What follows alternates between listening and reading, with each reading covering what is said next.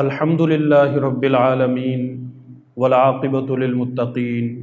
والصلاة والسلام علی رسولہ محمد وآلہ واصحابہ اجمعین اما بعد فاعوذ باللہ من الشیطان الرجیم بسم اللہ الرحمن الرحیم کل نفس ذائقۃ الموت وانما توفون اجورکم یوم القیامہ۔ وقال النبی صلی اللہ تبارک و تعالی علیہ وسلم عن البراء بن عازب رضی اللہ تعالی عنہ قال امرنا رسول اللہ صلی اللہ علیہ وسلم بسبع بعیادۃ المریض واتباع الجنائز وتشمیت العاطس ونصر الضعیف وعون المظلوم وإفشاء السلام وإبرار المقسم او كما قال رسول اللہ صلی اللہ تبارک و تعالی علیہ وسلم۔ صدق اللہ مولانا العظیم وصدق رسولہ النبی الکریم۔ محترم ناظرین و سامعین، السلام علیکم ورحمۃ اللہ وبرکاتہ۔ آج جس موضوع پر آپ کے سامنے گفتگو کی جائے گی وہ موضوع ہے جنازے کے آداب اور جنازے میں شرکت کی فضیلت اور کسی بھی آدمی کی موت کے وقت کے آداب۔ اللہ رب العزت کا اٹل قانون ہے کہ جو اس دنیا میں آیا ہے اس نے اس دنیا سے جانا ہے۔ انسان کے آنے پر خوشی اور اس کے جانے پر غم، یہ بھی ایک اٹل حقیقت اور فطری اصول ہے۔ موت کی حقیقت سے کسی کو انکار نہیں ہے، لیکن عجیب بات یہ ہے کہ کوئی بھی اس حقیقت کو اپنی ذات کے لیے تسلیم کرنے کے لیے تیار بھی نہیں ہے۔ حالانکہ دنیا کا کوئی گھر ایسا نہیں، کوئی خاندان ایسا نہیں ہے جہاں سے کسی نہ کسی کا جنازہ نہ اٹھا ہو۔ ہر گھر میں موت ہوئی، ہر خاندان میں موت ہوئی، ہر ایک نے موت ہوتے ہوئے اپنی آنکھوں سے دیکھی، لیکن اسے تسلیم کرنے کے لیے کوئی تیار نہیں ہے۔ موت چونکہ اچانک ہوتی ہے اور اس اچانک کی موت میں بہت سارے ہم میں سے ایسے لوگ ہوتے ہیں کہ جو ڈر جاتے ہیں اور انہیں سمجھ ہی نہیں آتی کہ اس وقت ہمیں کیا کرنا چاہیے۔ اللہ رب العزت کا لاکھ لاکھ شکر ہے، اللہ رب العزت نے ہمیں مسلمان بنایا ہے، اور دین اسلام احساس کا دین ہے، دین اسلام ہمدردی کا دین ہے، دین اسلام خیرخواہی کا دین ہے، دین اسلام غمخواری کا دین ہے، دین اسلام جوڑ کا دین ہے، توڑ کا دین نہیں۔ اس لیے دین اسلام نے مسلمانوں کی قدم قدم پر رہنمائی کی ہے۔ لہٰذا دین اسلام کا حکم یہ ہے کہ اگر تمہاری سوسائٹی، تمہارے معاشرے، تمہارے خاندان، قرب و جوار میں کسی گھر کے اندر موت ہو جاتی ہے، کوئی آدمی دنیا سے چلا جاتا ہے، باقی جتنے بھی لوگ ہیں، چاہے اس کے رشتہ دار ہیں یا رشتہ دار نہیں ہیں، جتنے بھی باقی لوگ ہیں، دین اسلام یہ چاہتا ہے کہ ان کی ذمہ داری ہے کہ وہ احساس کریں، اور ایسا احساس ان کے دل میں پیدا ہو کہ وہ مرنے والے کے غم کو بانٹنے والے ہوں۔ اس لیے کہ خوشی ایک ایسی چیز ہے جسے جتنا بانٹا جائے اتنی ہی بڑھتی جاتی ہے، اور غم ایک ایسی چیز ہے کہ جسے جتنا تقسیم کیا جائے تو جو غم زدہ آدمی ہوتا ہے اس کے دل سے غم کا بوجھ کم ہوتا ہے۔ اسلام نے دوسرے کی خوشی میں شریک ہو کر اس کی خوشی کو بڑھانے کا درس دیا ہے، اور کسی کے غم میں شریک ہو کر اس کے غم کو بانٹنے اور اس کے غم کو ہلکا کرنے کی تلقین کی ہے۔ لہٰذا جو حدیث پاک میں نے آپ کے سامنے پڑھی، اس میں حضرت براء بن عازب رضی اللہ تعالی عنہ فرماتے ہیں کہ جناب رسول اللہ صلی اللہ علیہ وسلم نے ہمیں 7 کام کرنے کا حکم دیا ہے۔ ان میں سب سے پہلا ہے مریض کی عیادت کرنا۔ اس پہ گزشتہ جو ہماری نشست تھی اس پہ گفتگو ہو چکی ہے۔ آج اس سے اگلی والی جو آپ صلی اللہ علیہ وسلم کی وصیت اور حکم ہے اس پہ گفتگو کریں گے، اور وہ ہے جنازہ، جنازے میں شرکت اور جنازے کے آداب، شرکت کی فضیلت اور اس سے متعلقہ جتنی بھی چیزیں ہیں۔ اور انشاءاللہ العزیز یہ جتنے بھی آگے 7 چیزیں بیان کی گئی ہے سلسلہ وار ان پر حتی المقدور اختصار کے ساتھ کوشش کی جائے گی کہ بات کی جائے، تاکہ ہمارے سامنے ان تمام چیزوں کی اہمیت اور فضیلت واضح ہو جائے۔ تو اگر کسی گھر کے اندر موت ہو جائے، یا ہمارا اپنا موت کا وقت قریب آ جائے، یا ہمارے سامنے کسی کی موت ہونے لگے، تو دین اسلام ہمیں کیا درس دیتا ہے، ہمیں کیا کرنا چاہیے۔ اور میں نے پہلے بھی یہ بات عرض کی کہ بہت سارے لوگ ایسے ہوتے ہیں کہ بالواسطہ طور پہ پہلی بار ان کا واسطہ کسی کی موت کے ساتھ پڑتا ہے، لہٰذا دین اسلام ہمیں کیا درس دیتا ہے، اس وقت ایک مسلمان ہونے کی حیثیت سے ہمیں کیا کرنا چاہیے، اور اس کے لیے ہمیں پہلے سے تیار رہنا چاہیے۔ اور یاد رکھیں،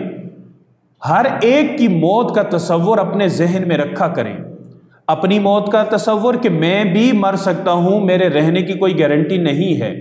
اور میرے پیارے، میرے ماں باپ یہ بھی مر سکتے ہیں، میری اولاد میں سے بھی کوئی دنیا سے جا سکتا ہے، میرے بہن بھائی، میرے دوست احباب، ان میں سے بھی کوئی دنیا سے جا سکتا ہے۔ اگر اس چیز کو ہم اپنے ذہن میں رکھیں گے تو کسی کی موت کا اتنا زیادہ صدمہ نہیں ہوگا، جیسے بہت سارے لوگ صدمے کو سہ نہیں سکتے، پاگل ہو جاتے ہیں، بے ہوش ہو جاتے ہیں، اور بہت سارے صدمے سے خود مر جاتے ہیں۔ اس کی وجہ یہ ہے کہ ہم نے اپنے ذہن کو ایک ہلکی سی دستک بھی نہیں دی ہوتی کہ ایسا بھی ہو سکتا ہے۔ ہم موت کے تذکرے سے ڈرتے ہیں، ہم یہ سمجھتے ہیں کہ اگر ہم نے موت کی گفتگو کی تو ہم مر جائیں گے، اور اگر کسی کی موت کی گفتگو کی شاید وہ مر جائے، اور کوئی ہمارے سامنے موت کی بات کرے تو ہم کہتے ہیں کہ نہیں یار بس نہ کرو، ایسی باتیں نہ کرو۔ بیٹا اپنی ماں کے سامنے اگر کہے کہ اماں میں مر جاؤں گا، میں مر سکتا ہوں، تو ماں کہتی ہے کہ ایسی بات منہ سے آئندہ نہیں نکالنا، حالانکہ یہ ایک حقیقت ہے، اور حقیقت کا انکار کرنا یہ سورج کو چراغ کے سامنے یا سورج کو انگلی کے پیچھے چھپا لینا ہے۔ جیسا کہ سورج کو انگلی کے پیچھے چھپانا ممکن نہیں ہوتا، ایسے ہی کسی حقیقت کا انکار کرنا یہ بھی ممکن نہیں ہوتا۔ انسان صرف اور صرف اپنے آپ کو دھوکہ دے رہا ہوتا ہے۔ تو اس لیے پہلی بات تو یہ ہے کہ آثار موت کیا ہے۔ اگر ہمارے سامنے کسی کی آنکھیں پتھرا جائیں، یعنی اس کی آنکھ ایک جگہ پر نہ ٹکے بلکہ پتھرا جائے، یہ ایک موت کی علامت ہے۔ ناک ہلکی سی ٹیڑھی ہو جائے، یہ موت کی علامت ہے۔ اسی طریقے سے رنگ تبدیل ہو جائے، زرد پڑنے لگ جائے، یہ موت کی علامت ہے۔ اعضاء ڈھیلے ہونے لگ جائیں، یہ موت کی علامت ہے۔ اور گلے کے اندر سے ایک آواز نکلنے لگ جائے جسے غرغرہ کہا جاتا ہے، جسے عام زبان میں گھنگرو کہا جاتا ہے، اگر اس طرح کی کیفیات ہمارے سامنے کسی پہ ظاہر ہو جائیں، یہ موت کی علاماتیں ہمیں ذہنی طور پہ اس کے مرنے کے لیے اور اس کے مرنے کے بعد کے معاملات کے لیے ذہنی طور پہ تیار ہو جانا چاہیے، تاکہ ہمارے اوپر بہت زیادہ گراں نہ گزرے، بہت زیادہ شاک نہ گزرے۔ اور ایسے عالم میں جب ہمارے سامنے کسی کی آنکھیں پتھرا جائیں، ناک ہلکی سی ٹیڑھی ہو جائے، چہرے کا رنگ زرد پڑ جائے، پھیکا پڑ جائے، اسی طریقے سے گلے کے اندر سے گھنگرو کی آواز آ جائے، آنکھیں ایک جگہ ٹکنے لگ جائیں، تو یہ موت کی علامات ہیں۔ مسلمان ہونے کی حیثیت سے ہمارا دین ہمیں یہ حکم دیتا ہے کہ ایسے مردے کو، ایسے آدمی کو جو مرنے والا ہے، کلمہ شہادت اور کلمہ طیب کی تلقین کی جائے۔ تلقین کا طریقہ کیا ہے؟ بعض لوگ سمجھتے ہیں کہ تلقین کا طریقہ یہ ہے کہ اس سے کہا جائے او بھائی پڑھو لا الہ الا اللہ، پڑھو اشہد ان لا الہ الا اللہ۔ یہ طریقہ ٹھیک نہیں ہے۔ وہ ایسی خوف کی کیفیت ہوتی ہے، ایسا دہشت ناک ٹائم ہوتا ہے کہ ہو سکتا ہے ذہنی دباؤ کی وجہ سے خدا نخواستہ وہ کوئی ایسا الٹا سیدھا لفظ نکال دے جس کی وجہ سے ایمان سے بھی چلا جائے۔ لہذا تلقین کا طریقہ یہ ہے کہ اس کے پاس بیٹھ کر کلمہ طیبہ کا ورد کیا جائے۔ بلند آواز سے سارے ایک دفعہ پڑھیں لا الہ الا اللہ محمد الرسول اللہ، پھر وقفے وقفے سے پڑھتے رہیں، کلمہ شہادت وقفے وقفے سے پڑھتے رہیں۔ حدیث پاک کے اندر آتا ہے، حضرت ابو سعید خدری رضی اللہ تعالیٰ عنہ فرماتے ہیں، جناب رسول اللہ صلی اللہ علیہ وسلم نے فرمایا کہ جب تم کسی آدمی کو قریب المرگ دیکھو، موت کے عالم میں، سکرات کے عالم میں موت کے قریب دیکھو، تو اسے کلمہ طیب اور کلمہ شہادت کی تلقین کر دیا کرو۔ اس کا فائدہ کیا ہے؟ جناب رسول اللہ صلی اللہ علیہ وسلم نے ارشاد فرمایا، جس آدمی کی زبان سے آخری کلمہ لا الہ الا اللہ محمد الرسول اللہ نکلے اور اسی آخری کلمے پہ اس کی موت ہو جائے، وہ مومن ہے اور وہ جنت میں داخل ہوگا۔ اور کلمہ طیب زبان پہ جاری کیسے ہوگا؟ جو انسان زندگی میں جو گفتگو کرتا ہے، موت کے وقت قدرتی طور پہ اس کی زبان سے وہی گفتگو جاری ہوتی۔ بہت سارے لوگ گالیاں دیتے دیتے مرتے ہیں، اور اس کی وجہ یہ ہے کہ وہ زندگی بھر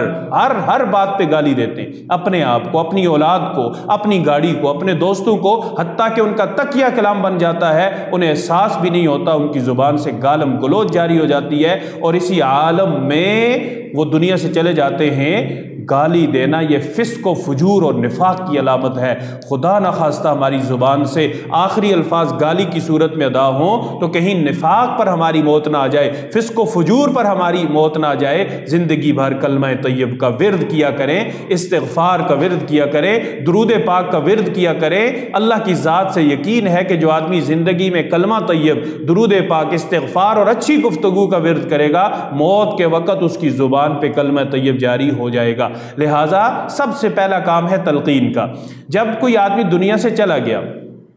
اس کی روح نکل گئی، کہتے ہیں کہ آدمی اپنی روح کو نکلتے ہوئے دیکھ رہا ہوتا ہے،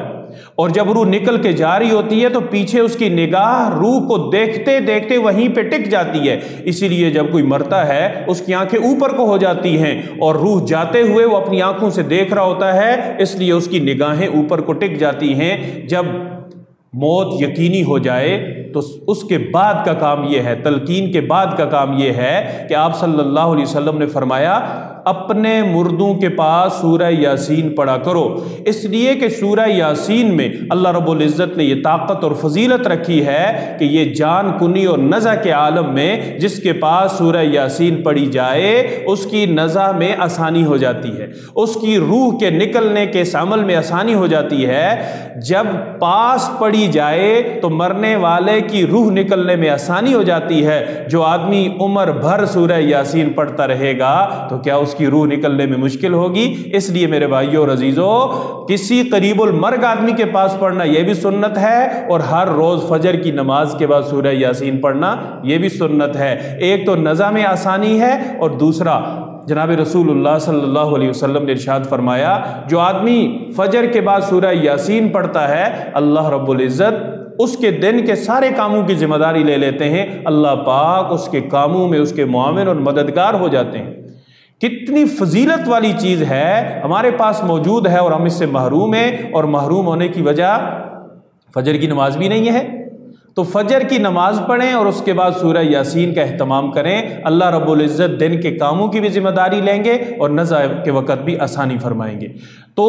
جب سورہ یاسین پڑھی، آدمی کی موت یقینی ہو گئی، تو اس کے بعد کرنے کا کام یہ ہے کہ آنکھیں چونکہ کھلی ہیں، سب سے پہلے آنکھیں بند کر دی جائیں۔ بہت سارے لوگوں کو پتہ ہی نہیں ہوتا، آنکھیں کھلی رہ جاتی ہیں، اور آدمی قبر کے اندر دفن بھی ہو جاتا ہے، پھر آنکھیں بند نہیں ہوتی۔ اگر پہلے فوری طور پہ آنکھیں بند نہ کی جائے، آہستہ آہستہ بدن اکڑ جاتا ہے اور آنکھیں کھلی کی کھلی رہ جاتی ہیں۔ آنکھیں بند کرنے کے بعد ہاتھ پتہ نہیں کہاں پہ تھے جب آدمی فوت ہوا، ہاتھوں کو بالکل سیدھا کر دیا جائے، پاؤں کو بالکل سیدھا کر دیا جائے، اور اگر منہ کھلا ہے، آسانی سے بند ہو سکتا ہے تو ٹھیک، اگر بند نہ ہو سکتا ہو تو جبڑے کو باندھ دیا جائے، ایک چھوٹی سی کپڑے کی ایک رسی سی لے کر یوں جبڑے کو نیچے سے پکڑ کے اوپر سر پہ باندھ دیا جائے تاکہ منہ بند ہو جائے۔ منہ کھلا رہ جائے تو یہ بھی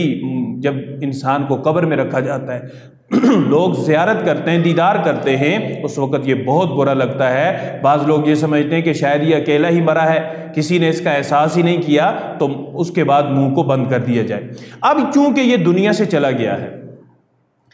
اب جتنے بھی باقی مراحل ہیں ان میں جلدی کی جائے۔ بہت سارے لوگ غم سے نڈال، ظاہر ہے یہ کیفیت ہی غم کی ہے، غم سے نڈال ہو کر گھنٹوں بیٹھ کے روتے رہتے ہیں، اور جو اس کے اگلے مراحل ہیں ان کو شروع نہیں کرتے، جس کی وجہ سے تاخیر در تاخیر ہوتی رہتی ہے۔ فوری طور پہ قبر کا انتظام کیا جائے، اور قبر کے انتظام میں بھی یاد رکھیں، ہمارا المیہ یہ ہے، ہم 2-2 4-4 کنال کے گھر تو بنا لیتے ہیں، شہروں میں خرید لیتے ہیں، انتظام کر لیتے ہیں، کبھی سوچتے ہی نہیں ہے مرنا بھی ہے، قبرستان کا بھی انتظام ہے کہ نہیں۔ اب میت ہے گھر میں، اب بندہ پریشان ہے، یا اللہ اسے دفن کہاں کریں،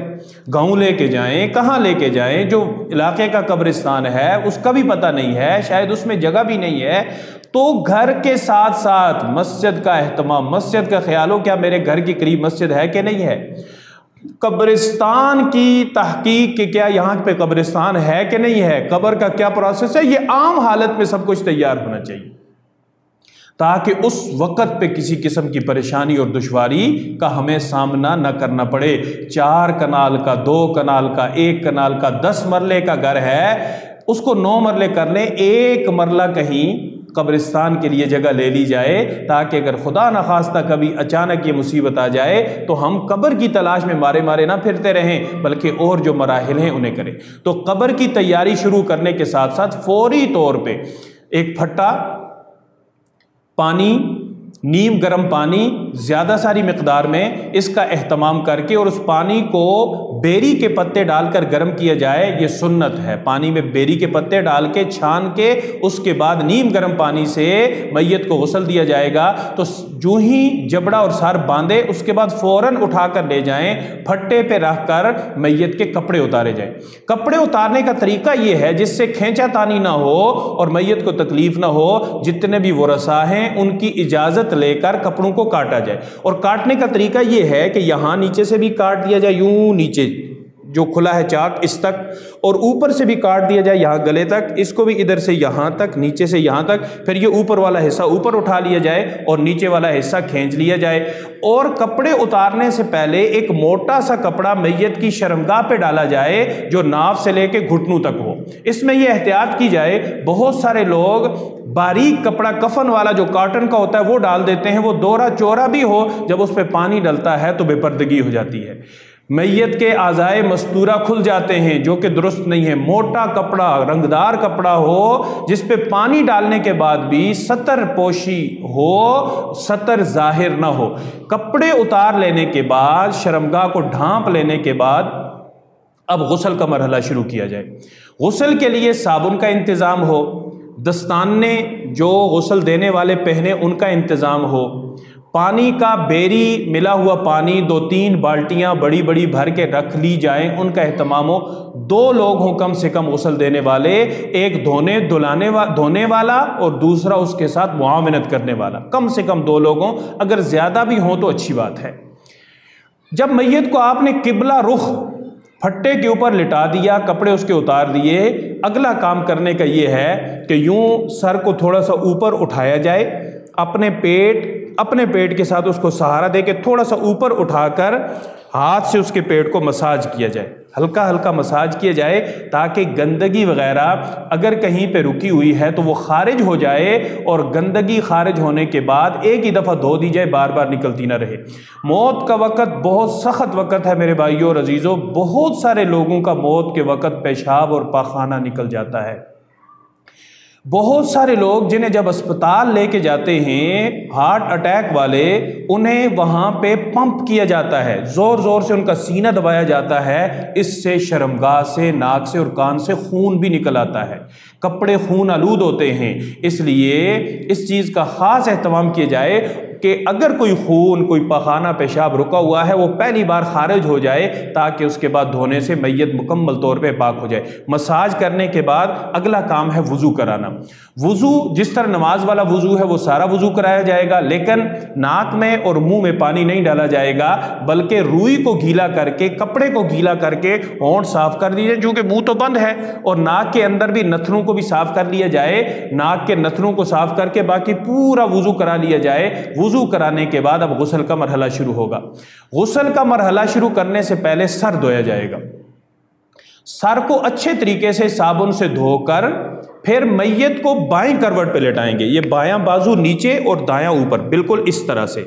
3 بار سر سے لے کے پاؤں تک پانی اچھے طریقے سے ڈالا جائے گا، سر سے لے کے پاؤں تک، اور پھر اس کے بعد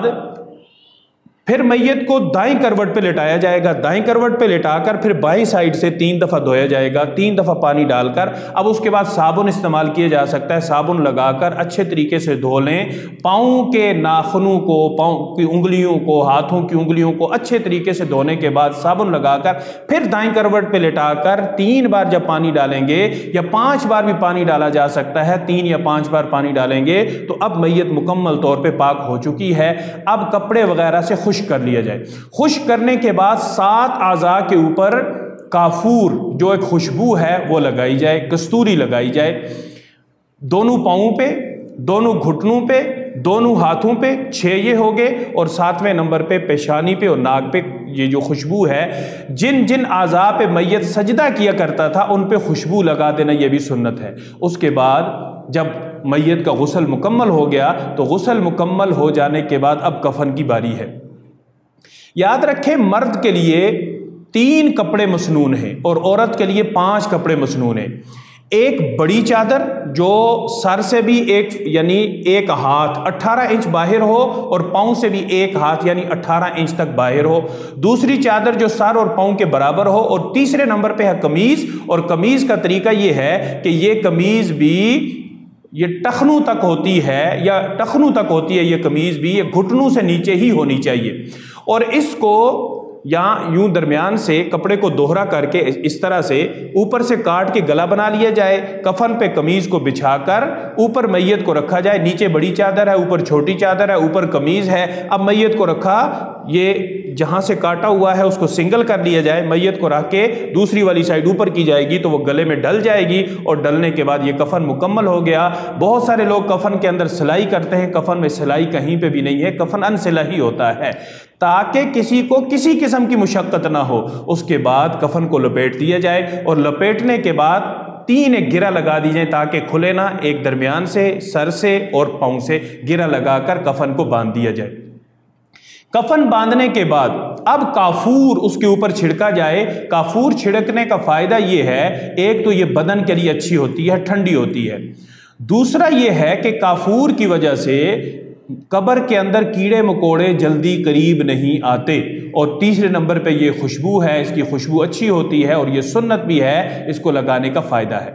اگر کسی آدمی نے غسل دیا، کفن پہنایا، تو جناب رسول اللہ صلی اللہ علیہ وسلم نے ارشاد فرمایا، حضرت علی رضی اللہ تعالیٰ عنہ فرماتے ہیں، جناب رسول اللہ صلی اللہ علیہ وسلم نے ارشاد فرمایا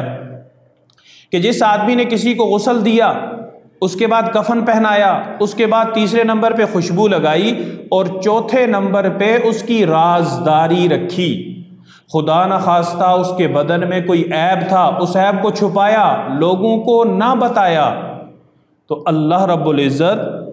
ایسے آدمی کے گناہوں کو اس طرح سے معاف کرتے ہیں جیسے بچہ گناہوں سے پاک صاف اپنی ماں کے پیٹ سے پیدا ہوتا ہے، اس طرح سے ان اعمال کے اندر شرکت کرنے والے کو اللہ رب العزت گناہوں سے پاک اور صاف فرما دیتے ہیں۔ لہٰذا یہ کوئی خسیس اور گھٹیا کام نہیں ہے کہ ہم لوگ ان سے ڈرتے ہیں، بھاگتے ہیں۔ ہمیں خود اندازہ ہونا چاہیے، ہمیں خود طریقہ آنا چاہیے اپنے پیاروں کے ان سارے معاملات کے اندر ہم شرکت کریں، اور ہمیں اس کا خود طریقہ آنا چاہیے۔ ایک بچہ اپنے باپ کو اچھی طریقے سے نہلائے گا، کوئی اور تو اس طرح سے نہیں نہلا سکتا، وہ اس کے عیوب کو چھپائے گا، کوئی اور تو نہیں چھپا سکتا۔ تو اس لیے یہ جو 4 کام ہے، حضرت علی رضی اللہ تعالیٰ عنہ نے فرمایا کہ 4 کام جس نے کیے، غسل دیا، کفن پہنایا، خوشبو لگائی، اور اس کے راز کو راز رکھا، اللہ رب العزت اسے گناہوں سے اس طرح سے پاک کر دیتے ہیں جس طرح سے بچہ اپنی ماں کے پیٹ سے پیدا ہوا۔ اسی طریقے سے کفن کے بارے میں مسنون یہ ہے، جناب رسول اللہ صلی اللہ علیہ وسلم نے فرمایا، سفید کپڑے پہنا کرو، سفید لباس پہنا کرو، یہ تمہارا عمدہ لباس ہے۔ لہٰذا جب ہم سفید لباس پہنیں، اس نیت سے پہنا کریں کہ یہ ہمارے نبی کی سنت ہے، ہمارے نبی کا پسندیدہ لباس ہے۔ اور پھر ساتھ ہی آپ صلی اللہ علیہ وسلم نے ارشاد فرمایا کہ انہی سفید کپڑوں کے اندر اپنے مردوں کو کفن بھی دیا کرو۔ سفید لباس پہنو، یہ تمہارا اچھا اور عمدہ لباس ہے، اور سفید لباس کے اندر اپنے مردوں کو کفن دیا کرو۔ آپ صلی اللہ علیہ وسلم نے اسے پسند کیا، اور اس کے ساتھ ساتھ جناب رسول اللہ صلی اللہ علیہ وسلم نے ارشاد فرمایا کہ کفن کے لیے مہنگے کپڑے کا انتخاب نہ کرو، کفن بہت مہنگا نہ ہو، اس لیے کہ اس نے تو بہت جلدی خراب ہو جانا ہے۔ اور حضرت ابوبکر صدیق رضی اللہ تعالیٰ عنہ جب دنیا سے تشریف لے گئے، آپ نے وصیت کی کہ مجھے میری پرانی چادروں کے اندر کفن دیا جائے، نئے کپڑے نہ خریدے جائیں، اس لیے کہ نیا لباس مدینہ کے کسی غریب کے کام آ جائے۔ سبحان اللہ، کتنے احساس والے وہ لوگ تھے کہ دنیا سے جا رہے ہیں اور پرانی چادروں کے اندر خلیفۃ المسلمین کو کفن دیا جا رہا ہے۔ اس لیے جناب رسول اللہ صلی اللہ علیہ وسلم نے ارشاد فرمایا کہ لباس کفن مہنگا نہ ہو اور بہت زیادہ ہلکا اور گھٹیا بھی نہ ہو، بلکہ درمیانے درجے کا ہو، اس لیے کہ کفن نے تو خراب ہو جانا ہے۔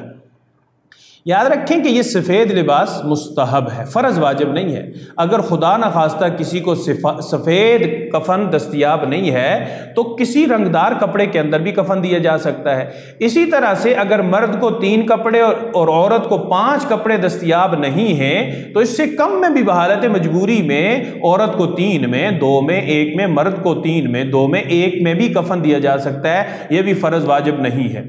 مرد کا کفن 3 کپڑے ہیں اور عورت کا جو کفن ہے وہ 5 ہیں۔ 3 تو وہی ازار،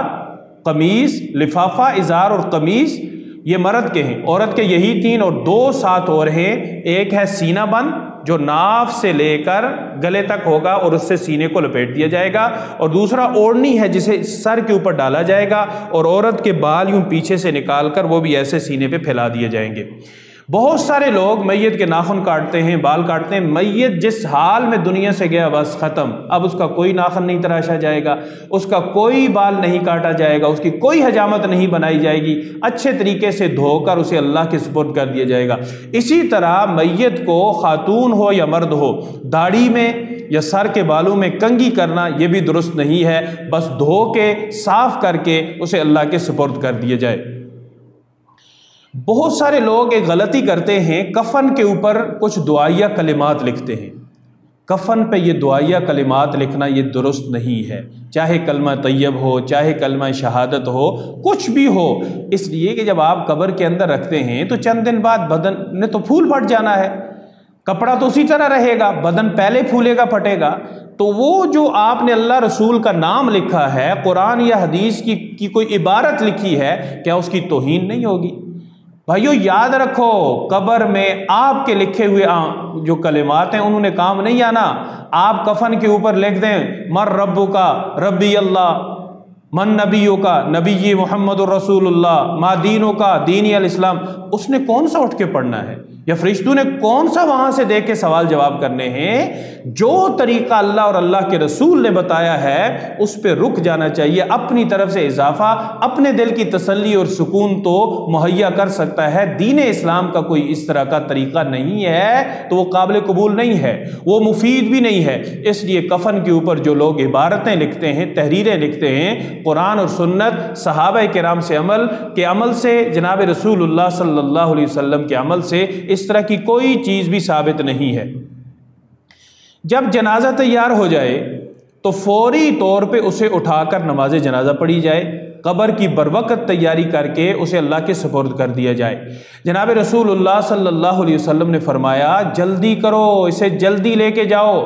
اگر آگے اس کا مقام خیر ہے تو جلدی اس میں پہنچا دو، اور اگر آگے مقام شر ہے تو دنیا کو اس سے جلدی پاک کر دو، اور اسے مقام شر یعنی اگر یہ اللہ کے ناپسندیدہ ہے تو اس کی قبر بھی ناپسندیدہ ہے، اس ناپسندیدہ قبر کے اندر اسے پہنچا دو۔ ہمارے ہاں غلطی یہ ہوتی ہے کہ پہلے تو ہم دیر کرتے ہیں، فلاں آ رہا ہے، فلاں آ رہا ہے، اور اس فلاں آ رہا ہے کے چکر میں سرد خانے کے اندر میت کو ڈال کے برف بنا دیا جاتا ہے۔ اللہ اکبر۔ کوشش یہ کریں کہ اس اذیت ناک مرحلے سے بچیں۔ لہٰذا جب کوئی آدمی دنیا سے چلا جائے، غسل ہو گیا، کفن ہو گیا، غسل اور کفن کے بعد اسے فوری طور پہ جو اس کے اگلے لوازمات ہیں اس کی طرف لے جایا جائے۔ ہمارے ہاں غلطی یہ ہوتی ہے کہ ہم میت کو عورتوں کے درمیان میں رکھ دیتے ہیں، اور غیر محرم عورتیں آ کر جب کسی میت کا چہرہ دیکھتی ہیں میت کو تکلیف ہوتی ہے، کیونکہ غیر محرم کو دیکھنے سے عورت گناہگار ہو رہی ہوتی ہے۔ اب وہ بیچارہ بے بس ہے اور ہم اس کی تکلیف کا سامان مہیا کر رہے ہیں، اور اس کے ساتھ ساتھ عورتوں میں جو جزع فضع اور چیخو پکار ہوتی ہے، یہ بھی اسلام کا طریقہ نہیں ہے۔ اس لیے کوشش یہ ہو کہ جو محرم عورتیں ہیں اگر صرف وہی ہیں تو وہاں تو رکھا جا سکتا ہے، میت مرد ہے تو اسے مردوں میں رکھا جائے، اور اگر میت کوئی خاتون ہے تو اسے خواتین میں رکھا جائے۔ جیسے کسی خاتون کی میت کا کسی عورت کسی مرد کے لیے دیکھنا درست نہیں ہے، اسی طریقے سے کسی مرد کی میت کا کسی خاتون کے لیے دیکھنا درست نہیں ہے۔ اس سے جو اگلے کے مراحل ہیں وہ ہے جنازہ، جنازے کا طریقہ، جنازے کی فضیلت، جنازے کے آداب، تدفین کے بعد کے مراحل، تعزیت اور دیگر جتنی بھی چیزیں ہیں اس موت اور موت کے بعد سے متعلقہ، اگلی نشست میں انشاءاللہ العزیز ان کا بیان ہوگا۔ اللہ رب العزت ہم سب کو موت کی تیاری کی توفیق نصیب فرمائے۔ وآخر دعوانا ان الحمد للہ رب العالمین۔